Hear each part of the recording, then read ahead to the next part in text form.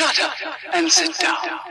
This is a Mortgage Accelerated podcast, where mortgage professionals who are crushing it tell their stories and share tips to succeed. Now your host, Tyler Carlston. Hey, what is going on, everybody? Tyler Carlston here with the Mortgage Accelerated podcast, and today we have a very special guest. I want to welcome Christopher Griffith. How are you doing, Chris? I'm great. Thank you for asking, Tyler. How's it going, man? Doing good. So, starting off, just tell me a little bit more about yourself. Where do you work? Yeah, so I have a small mortgage brokerage, an independent mortgage brokerage, wholesale brokerage, right, called Debt Does Deals, where we have a bit of a fundamental different philosophy when it comes to understanding currencies and abilities to grow. And I think we profess that debt is probably a bit larger, more efficient, and stronger currency than money even. So it's a company I started about a year ago. We're a small company. We've got 5 employees right now, but we're pretty lean, pretty aggressive, and growing pretty quickly. So what made you come up with the name Debt Does Deals? That's a pretty interesting name. If you want the full explanation, I can give it to you real quick, but I'm telling you, this is one I wasn't prepared for to be asked, and it's going to get a little different. Go for it. Okay, so this is actually the first time I'm ever recording this, so, well, here we go. About 5 years ago, I did something I call a 5-year VA house hustle. It's basically my approach to 5-year home ownership using the zero-down VA loan to create incredible tax-free growth and wealth. I bought a house for $332,000, rehabbed it with about $115,000 over 5 years, and I sold it for $810,000 later. The cash out refi at year 3, I deposited around $364,000 and a final deposit after sale of $147,000. I can track over $500,000 from one home with 4 savings, property appreciation, and forced appreciation through rehab, all from that one house. So it's my way of creating a boon with nothing. From nothing, with zero down, I bought $500,000. What was incredible for me at that point was that my home was performing as an investment amazingly, all because of this debt that existed. My marriage at the time wasn't doing great. I didn't know why. I wasn't a bad husband, but I wasn't doing the things that I probably needed to. My salvation at the point had never quite been where it needed to be either. So for me, I had a pretty big epiphany in life at that moment. And what I realized was money doesn't make the world go round, right? Money doesn't really do a whole lot. There's far more debt than there is of money. And generally, debt's the thing that determines what's most important. You have, as a human, 2 basic currencies. You have your value currency and you have your obligation currency. Most people think this formula is true. Money and debt interchange to create economy. That's a false positive because money itself is a Federal Reserve note. A note is debt. It's fiat debt. So the statement you have to break down to the original statement, value and obligation interchange constantly to create community. And here's what I think is amazing about this, and this is ultimately the reason why I named my company, so I could share this message. I think in the beginning, God created the ultimate value, your salvation, the Eden garden, a home. He created a home, and then he created another amazing value, humans. And he put the humans in the home, and he said, hey, guys, I built you this awesome house. Live in it. Don't do these couple things. But humans are crappy creditors. And they did those couple things. God said, okay, guys, listen up. You can't live in this house anymore. I'm going to move you over into this house. You're going to go through a 10-step credit repair program. It's going to be great. Once you finish that, I'm going to get you back into this other house. Only that went on for centuries, and humans were still bad creditors. So much so that God wished he'd undone man even at one point, until Jesus came along and Jesus said, hey, Dad, you've built this amazing house, and you've built these amazing people. But they haven't figured out a way to get in the house. So how about this? Let me go down there and co-sign for them. If they're late, I'll cover it. They disappear for a little while, I got them. They can't cover maintenance, don't have insurance, I'll get that too. But if they sign on the note with me, then let them take title to the house.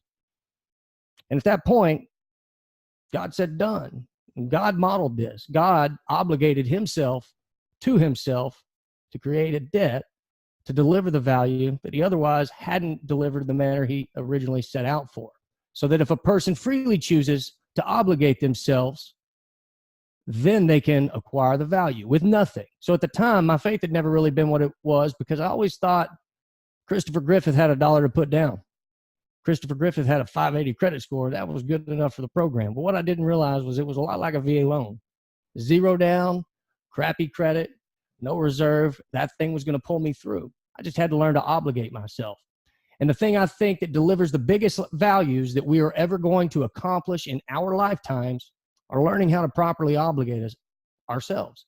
You cannot buy your salvation. You cannot buy a marriage. The value for those come way down the road after you've obligated yourself properly for an extended period of time. I got other news for you. You can't buy a house. Taxes, insurance, maintenance, those go on forever. So to realize the full value of the house, you have to learn to properly obligate yourself. And you have to be able to manage the cost of the obligation through the entire thing. So what I realized at that point was that my values didn't really matter a whole lot in life if I knew how to learn to obligate myself when it came to the three biggest things for me. And that was my salvation, my marriage, and my home. Three of the biggest investments I think that each of us should make.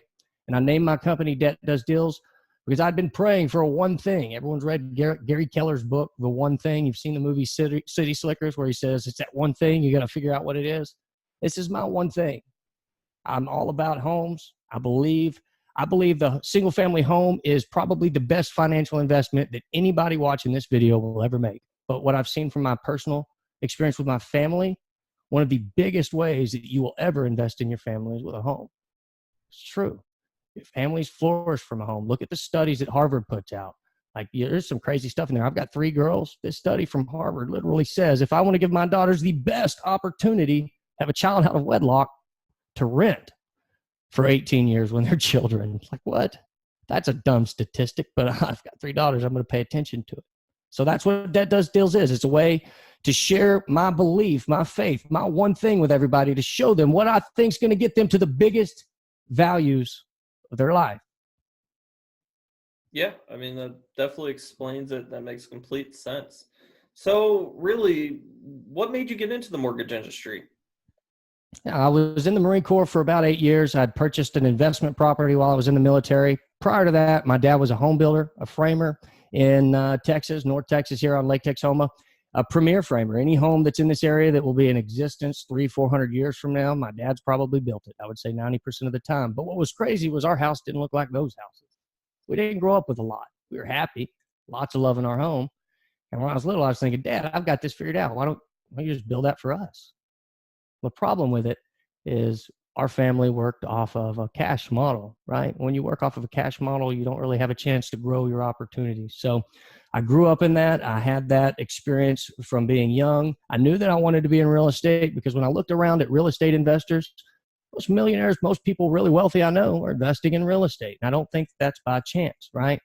So for me, what I deduced, right, was that the most critical thing that I needed to control real estate was debt. So once I got into real estate investing while I was in the military, I had the opportunity after I got out to join forces and to go become a part of my family's business at the time, Nationwide Home Loans, which was a mortgage brokerage. I was there for about 5 years. I helped them to become a mini correspondent, right, non-delegated lender, and then I helped them to become a full delegated lender where they were underwriting also. And at the end of that, what I realized was that when I was a retail lender or when I had a warehouse line or when I had that retail channel's perspective, that ultimately I couldn't start at my clients' needs and motivations and work backward wholly because I did have a dog in the fight. I needed to use a warehouse line I'd invested in, or I only had certain things that I could use according to my banking lines. And for that reason, I had to leave. But that's how I got my start in the industry and kind of where it carried me through. So what would you say your biggest struggle was when you first got into that business? My biggest struggle was filling the void of knowledge that I did not have. What I had was an amazing mentor, my stepfather, who understood debt from a broker's perspective, which was incredible because he understood the nature of debt. And I had the opportunity and visibility to learn from him and to watch him and to sit beside him and listen to him and learn the nature of what it takes for debt to exist. That, outside of generating leads, outside of learning systems, getting technology, understanding wholly the nature of the thing that I was choosing to become an expert in, was, ironically, I had probably one of the best mentors that I could have ever hoped for in my stepfather to learn that from, because he was a broker. Again, he considered debt across the board: Fannie, Freddie, HUD, hard money, commercial lending, all of these things. So knowledge deficiency, number one gap that I had. I think a lot of people probably likewise struggle there. So what do you think the biggest change was for you, whether it was at the old company or your current one, that you really made besides obtaining knowledge? What do you think that biggest change was before you started seeing substantial growth in your production? My biggest change was social media. Honestly, I think that social media gives people the opportunity to make their local larger because you can generate and create very real, very effective, very efficient, very valuable relationships from social media. I was worried about how I would be perceived if I was really myself on video and on camera publicly. And that had deterred me from putting myself out there more. I'd always gone belly to belly with agents, with realtors, with financial advisors, referral partners, and I had no difficulty there. But my perceived fear of being on social media in a bigger way, because I didn't feel like maybe I had enough, was a thing that was probably holding me back up until about a year ago. Wow. Yeah. I mean, that's social media is definitely a powerful tool. And it's funny that you mentioned that that's the biggest change you made, because a lot of lenders nowadays just look at it, they're still stuck in the 1980s and still going to every realtor office that they can every single week and hitting as many open houses where that works. But I mean, do you have much experience with that, or is majority of your business generated from online? No, not at all. So in the beginning, I have a tremendous amount of experience there. So in the beginning, I started partnering with realtors. And when I say partnering, I mean solving their problems in the most efficient ways possible for their clients and for themselves, right? And so I did the core training program, actually. I went belly to belly with 15 agents a week for 3 months, and then I followed all up with them for a year. And I converted out of that. I think I did around 10.5 million my first year out in Denver. I think maybe my best year was a little over 20 million, 25 million, somewhere right in that ballpark. But it was all from realtor referrals. It was all from going belly to belly. What I found was the agents needed me, as good as I was at a lot of things, as efficient as I was for the borrowers, for the agents, and getting things closed in the best, lowest cost way, right? They needed more. They needed me to help them not be replaced by Zillow, by Trulia, by all of those companies that are actually using their dollars to put them out of business. So I went to school. I met people like you, right? I met people like Nick, and I started paying and associating and talking to all of those guys that could help me figure out what I felt was the biggest deficiency I had. And that was, how do I help my agents grow their business? Because after having all of those successful relationships, after having received and worked on all of those referrals, you know what I had that was bigger than that? Guilt. Agents didn't require that I generate the leads in order for them to provide me leads, but I believe in God's economy. I believe in reciprocity, and I could never do the thing that I wanted to do with them, for them, which was to generate leads, until I met guys like y'all. Yeah, I mean, that's definitely a really key part nowadays. I mean, with all the technology, people are really living in the Stone Age a lot if they're not utilizing it, for sure. So if you could go back to when you first started in the industry and tell yourself, hey, Chris, stop this and do this, what would it be? Stop doubting yourself. Stop hesitating when your gut tells you to move. When your short hair stand up on your neck and you have a thought that's really keying you, like that's hitting you every morning, every afternoon, every evening, don't hesitate. Squeeze, shoot a couple rounds off, make a couple mistakes, fail sooner, right? Take bigger risks, because I should have been on Facebook hammering it a year, 2 years, 3 years, 4 years sooner, right? I was on there on anyways all the time, just like a lot of us were, right? I find veterans on Facebook because they're at home having a beer on Facebook, or they're fishing on Facebook. They're not at the American Legion anymore, smoking and drinking all day, right? And so you go where your consumer is. And what I found was social media, whatever, it was where I was at, it was where my consumers were at. So Yeah. not doubting myself, acting sooner, and being willing to fail faster. And that includes wasting money, is what most people would call it. Because, man, if you have a problem that you can solve with money and you choose not to solve it, what are you doing? Do you want to solve your problem, or do you want to make money? For me, I want to solve problems. And so spending those dollars to learn those things, even if most people would see it as waste, not for me, man. The faster I can fail and learn what not to do, the faster I'll know what to do. Yeah, see, that's the same outlook that I have on things. It's really taking massive imperfect action, because, see, a lot of people try to plan everything out in their life to where it's guaranteed not to fail, where that's just not how the world works. You're going to fall on your ass sometimes, and it's best to just do it early when you can, so that way you can learn from it. And to me, if I'm investing money in something, if I learn what not to do and to avoid making that mistake again, I don't really look at it as a loss. I look at everything in life as a learning experience to really strengthen what I do moving forward. So definitely a good viewpoint there.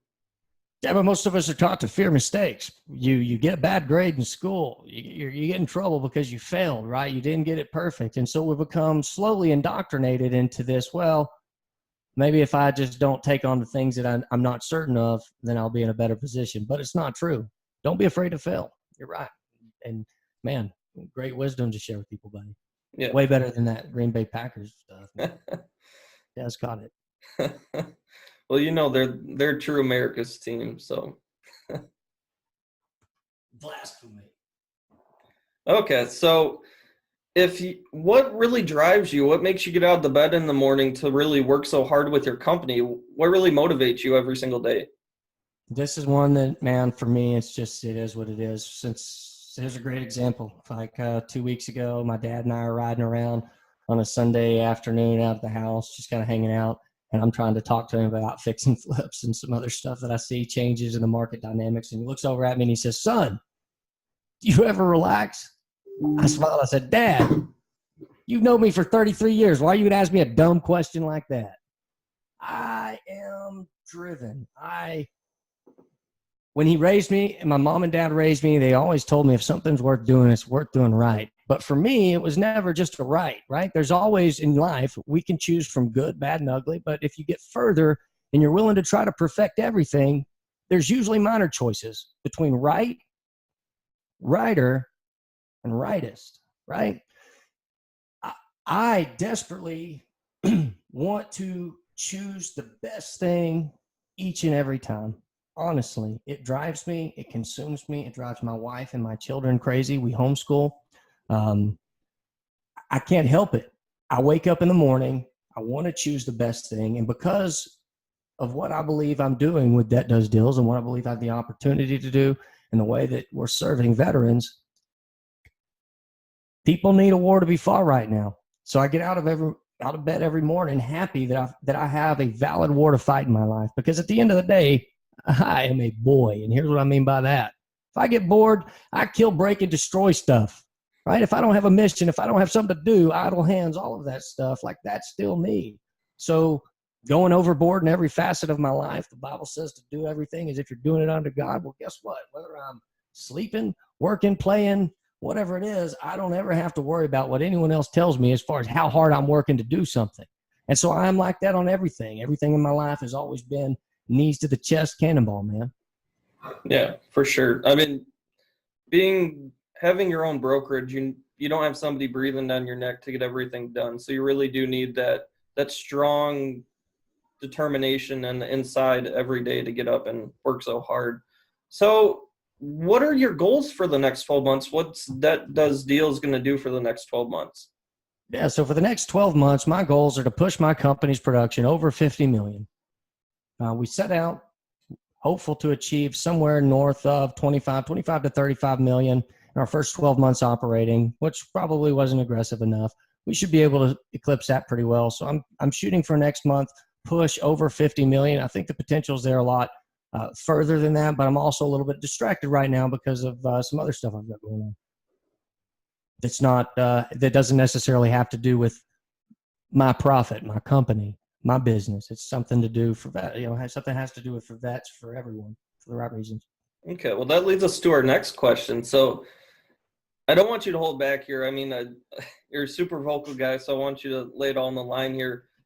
If you could change one thing in the mortgage industry, what would it be right now? Oh, you mean like I've got the Thanos gloves and the Infinity Stones? Like I'm the king of the forest?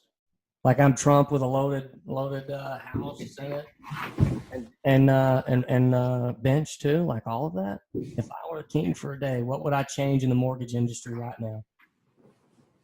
What I would change right now in the mortgage industry, and this is something I would say that eclipses another battle that I'm going to be fighting because of where we're at right now, right? There's an opportunity for veterans to be supported in a way that they never have. they've definitely been targeted for long enough. And they've been receiving disparate impact from banks, from sellers, and from agents for long enough. Right now, we're starting a big push. The National Association of Mortgage Brokerage and a bunch of other guys that are much better positioned and have been carrying this fight for longer than I have are petitioning the federal government to amend the Fair Housing Act and the Equal Opportunity Act to further protect our veterans as a protected class, just as different races, ages, sexes, and other characteristics that identify the borrower to the seller to make certain that they're not redlined or chosen against for the wrong reasons. Because right now what you have happening is you have veterans that have a very good entitlement. The VA loan is the best, most efficient, most flexible, most powerful instrument to finance real estate on this earth. The problem with that is a lot of sellers or a lot of listing agents or otherwise uninformed individuals think there are problems with the VA loan, think it makes it harder for them to get what they want, which is the sale, the closing. Well, they couldn't be further from the truth. They just lack the education and they need to receive it. The Fair Housing Act, if that's amended, the Equal Credit Opportunity Act, if that's amended to truly protect veterans as a class, will once and for all prevent each and every veteran that has earned fighting with their life for an entitlement from being written off, from being told that they don't measure up with something that literally changed my life. So the thing that I could change, if I was king for a day, I would institute this. And we're going to be making a big push for this. And a lot of people are going to be hearing some noise about this because this is the one thing right now that would have the absolute biggest effect for veterans nationally. And that's the thing I want to do. If my name's never written anywhere, if I go out of business, the desire that I have outside of my faith is to have the largest impact for veterans that I could possibly have. And right now that's this. Yeah, I mean, that's definitely, you made a very solid point. I'm excited to see where everything starts heading for the next few months for this. I mean, I know you have a strong mission and you're the guy for the job. So I'm excited to see where this goes for the next few months. Well, today that is really all we have, all the time that we have. So Chris, I want to thank you for coming on, sharing your story and just giving a lot of knowledge for all these people listening in. My pleasure. I appreciate you giving me the opportunity to share my opinion, to share my heart, to share a message that's probably going to rub people in a different way, as I usually do, but it's honest. And there are not a lot of opportunities for a guy to have an honest, authentic opinion resonate. So thank you for what you're doing, not only for me, but for the other people that you're helping. I know you help out a lot of guys like me out there too. And if any of them have questions about your character, and that includes some of my friends that have maybe said one or things to you, send them to me. Let me talk to them for you. I appreciate what you're doing. I appreciate the way you're serving veterans, brother. Likewise, Chris. All right. Thanks again, everybody, for tuning in. Talk later.